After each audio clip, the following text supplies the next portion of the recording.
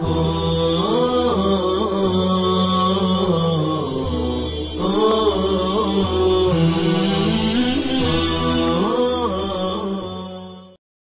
اللہ الرحمن الرحیم اللہم صلی وسلم وبارک علی سیدنا و نبینا و مولانا محمد وآلہ وصحبہ اجمعین۔ باب قیام لیلۃ القدر من الایمان۔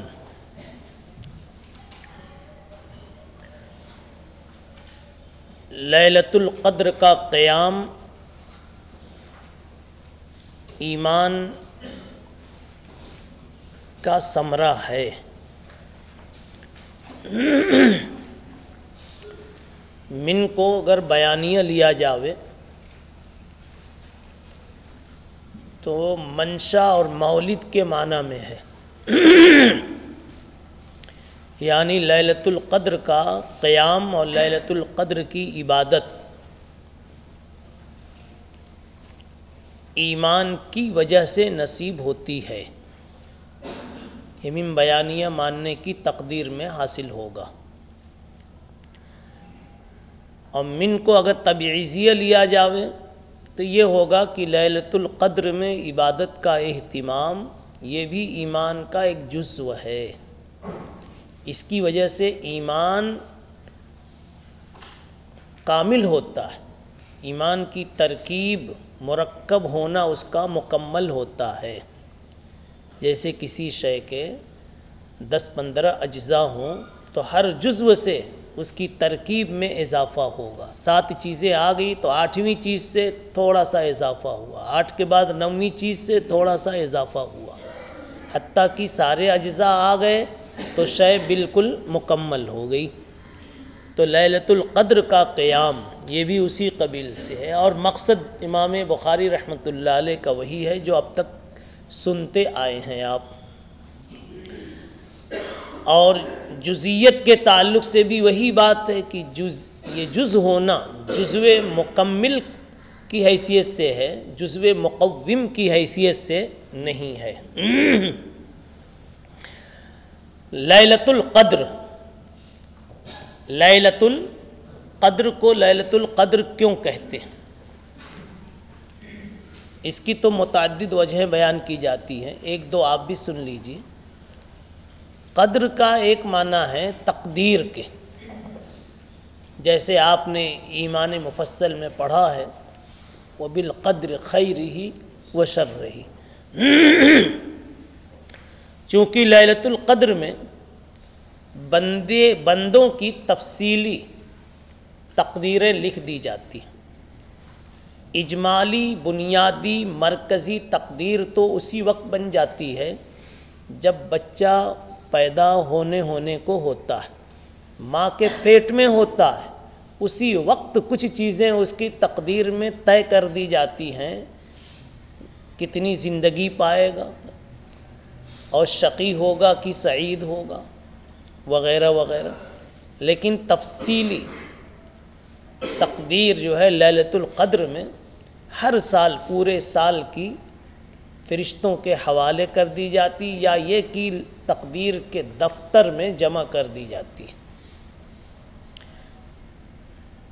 تو اس وجہ سے اس رات کو لیلۃ القدر کہتے، گویا لیلۃ القدر بمعنی لیلۃ التقدیر ہے۔ دوسری وجہ تسمیہ، قدر کے معنی عظمت کے آتے، تعظیم کے آتے۔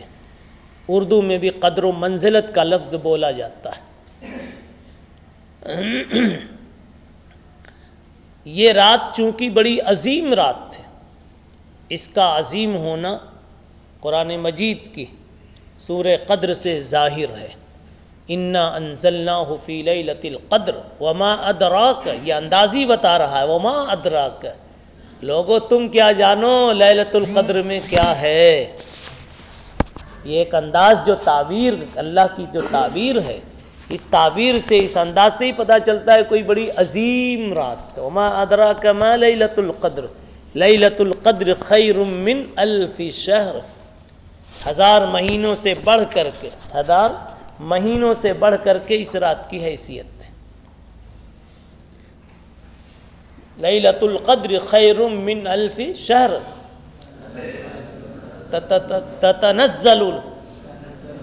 تنزل الملائکۃ والروح. پوری سورہ آپ پڑھ لیجئے، وہ اس کی تفسیر مقصود نہیں ہے. بتانا یہ ہے وجہ تسمیہ میں کہ یہ عظمت والی رات ہے، اس لیے اس کا نام پڑ گیا لیلۃ القدر. ایک تیسری وجہ بھی بعض لوگوں نے بتائی ہے، لیکن دو خوبصورت کے بعد وہ تیسری شاید آپ کو اتنی خوبصورت نہ لگے، وہ پہلے ہی کہہ دینا چاہیے تھا. قدر کے معنی تنگی کے بھی آتے ہیں. ومن قدر علیہ رزقہ فاما الانسان اذا ما ابتلاه ربه فاکرمہ ونعمہ فیقول ربی اکرمن واما اذا ما ابتلاه فقدر علیہ رزقہ. اے تنگ کر دیا، تنگ کے معنی میں قلت اور ضیق اور تنگی کے معنی میں. تو چونکہ یہ رات سال میں بس ایک رات ہوتی ہے، سمجھا؟ تو جیسے تنگ شے مختصر اور قلیل ہوتی ہے، ایسی یہ بھی قلیل ہے، ایک ہی رات ہے. اس اعتبار سے اس کو لیلۃ القدر کا. مگر میں سمجھتا ہوں کہ پہلی دو وجہ تسمیہ کے مقابلے میں یہ پھیکی دکھ رہی ہے، گو کی واقعے کے مطابق ہے. جی بہی قال حدثنا ابو الیمان قال اخبرنا شعیب قال حدثنا ابو الزناد عن العارج عن ابی ہریرہ قال قال رسول اللہ صلی اللہ علیہ وسلم من یقم لیلۃ القدر ایمانا واحتسابا غفر له ما تقدم من ذنبہ. لیلۃ القدر میں جو ایمان و احتساب کے ساتھ عبادت کا اہتمام کرے تو اس کے پچھلے سارے گناہ معاف ہو جاتے ہیں. قیام بول کر کے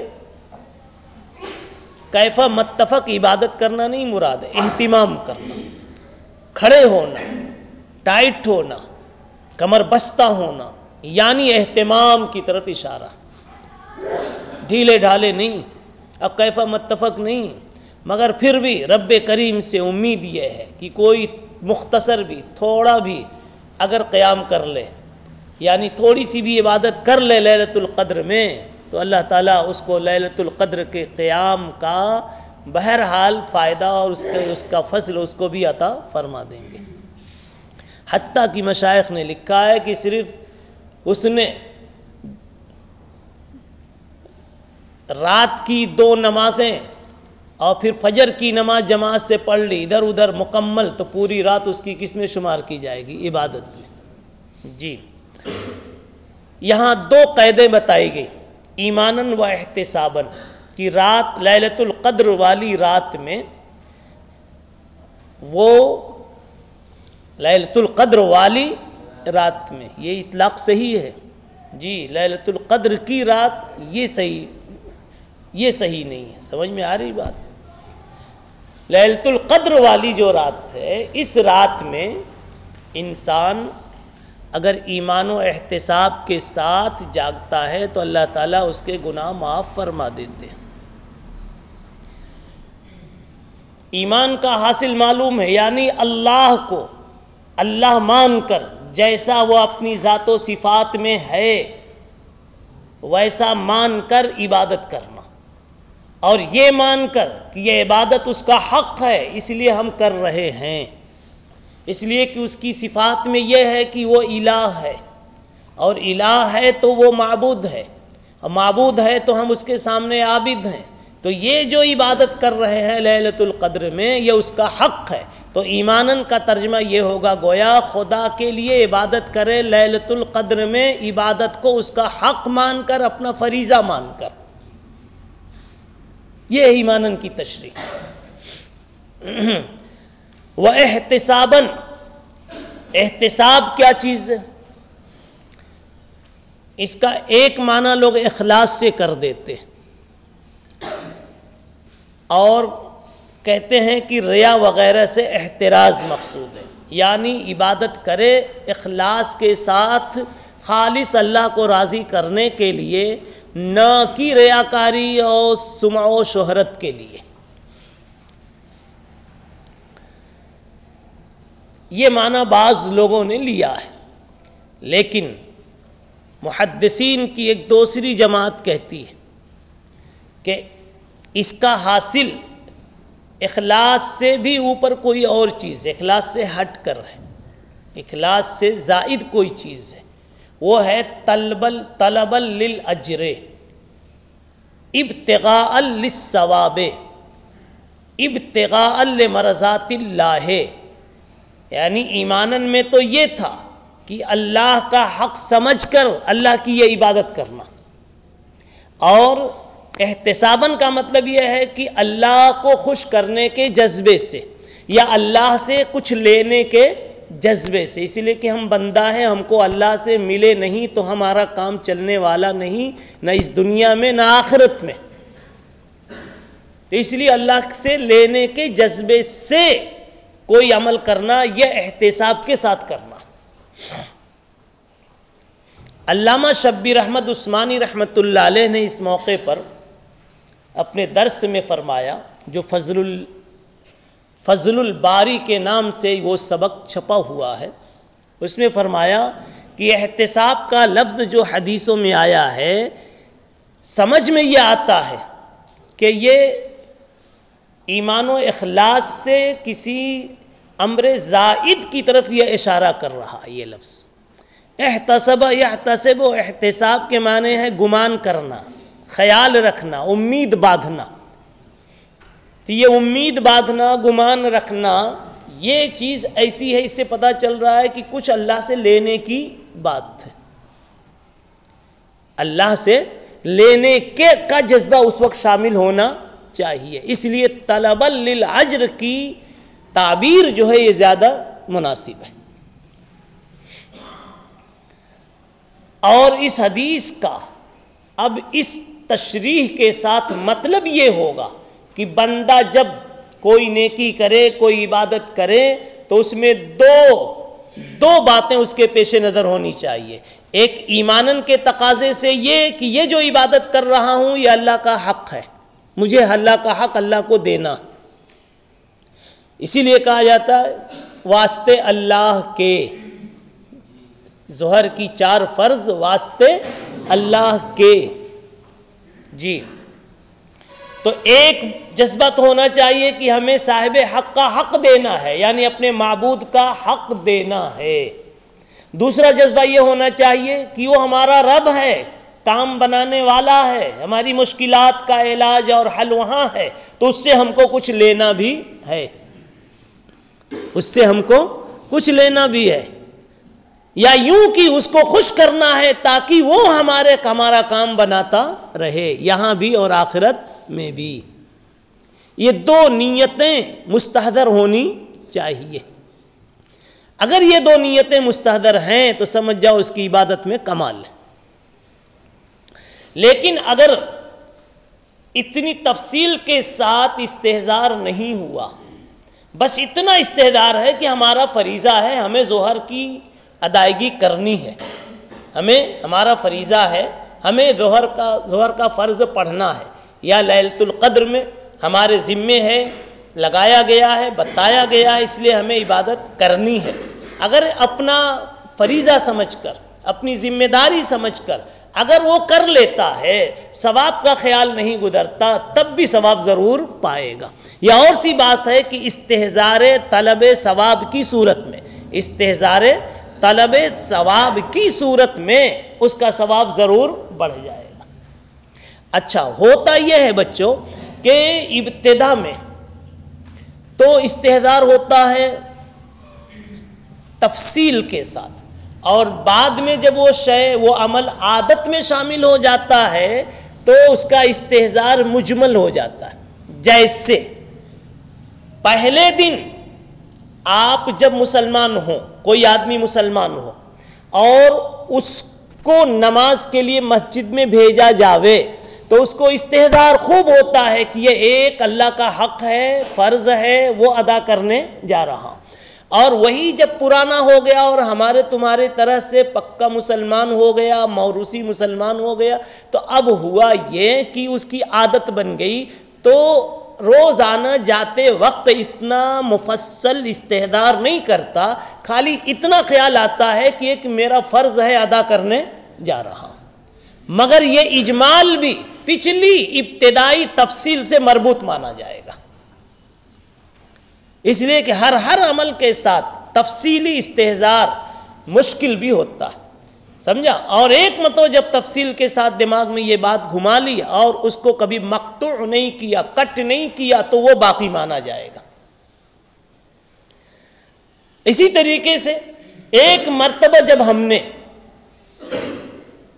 یہ سن لیا اور اسی کے مطابق عمل کرنا شروع کیا کہ عبادات کے ذریعے سے اللہ سے چیزیں لی جاتی ہیں، مرادیں مانگی جاتی ہیں، اس لیے ہم جا رہے ہیں عبادت کرنے تاکہ اللہ سے اپنی مرادیں پوری کروائیں گے، اللہ سے ثواب لیں گے تاکہ آخرت ہماری خوبصورت ہو جاوے۔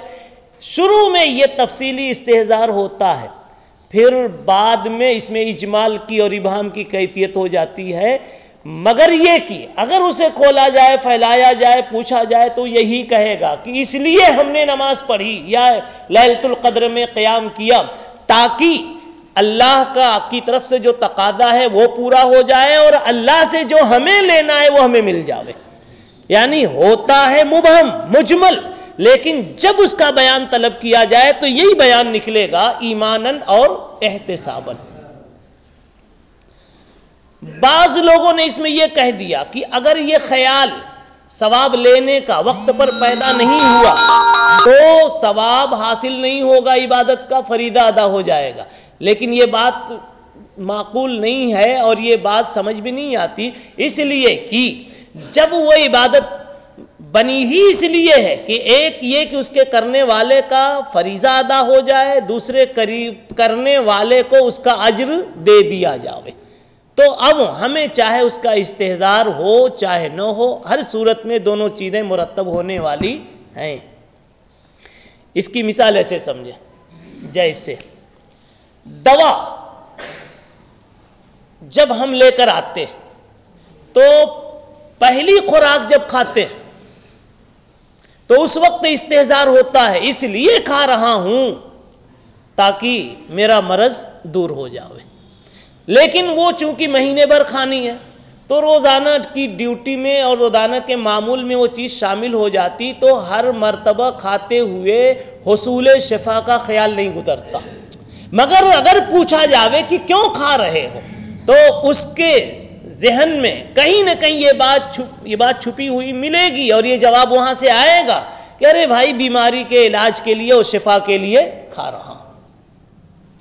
تو ایسے ہی مومن کے قلب میں ہمیشہ یہ دونوں باتیں رہتی ہی ہیں کہ اللہ کا یہ دیا ہوا ایک فریضہ ہے، یہ ادا کرنا ہے اور اللہ سے ہم کو لینا ہے۔ یہ ہے ایمان اور احتساب کی تھوڑی سی مفصل تفسیر، ورنہ تو عام طور پر احتساباً کی تفسیر اخلاصاً سے کر دی جاتی، مگر اخلاص ایک الگ چیز ہوئی، اور کیا ہے ایک الگ چیز ہے وہ، اور کیا احتساب ایک اس سے زائد ایک الگ چیز ہے۔ اس کے سارے گناہ معاف ہو جاتے۔ ماں بظاہر تو ماں چونکہ موصوفہ ہے یا موصولہ ہے، ماں موصولہ ہے، اس کے گناہ سب کے سب معاف ہو گئے۔ اب کون سے معاف ہوئے؟ کبیرہ ہوئے کہ صغیرہ ہوئے؟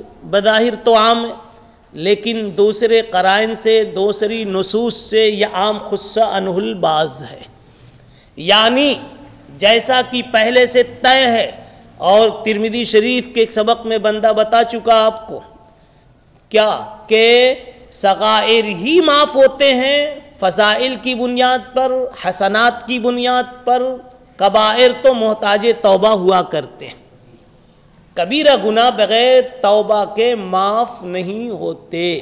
اسی طریقے سے حقوق العباد یہ بھی بغیر توبہ مشروعہ کے معاف نہیں ہوتے، اور توبہ مشروعہ میں یہ ہے کہ صاحب حق کا حق جس قدر ممکن ہو واپس کیا جائے، صورت ممکنہ میں یا کم از کم صورت مشروعہ سے اس کی تلافی کر دی جاوے۔ شریعت نے تلافی کی جو شکل بتائی ہے اس طرح سے اس کی تلافی کر دی جاوے۔ تو یہ مطلب نہیں ہے کہ لیلۃ القدر میں کسی نے جاگ لیا تو اس کے کیا ہے سارے گناہ کبائر بھی، شراب بھی، زنا بھی، چوری بھی اور حقوق العباد کی لائن کی ساری حق تلفیاں بھی سب معاف ہو جائے گی؟ ایسا نہیں، بلکہ گناہ صغیرہ صرف معاف ہوں گے۔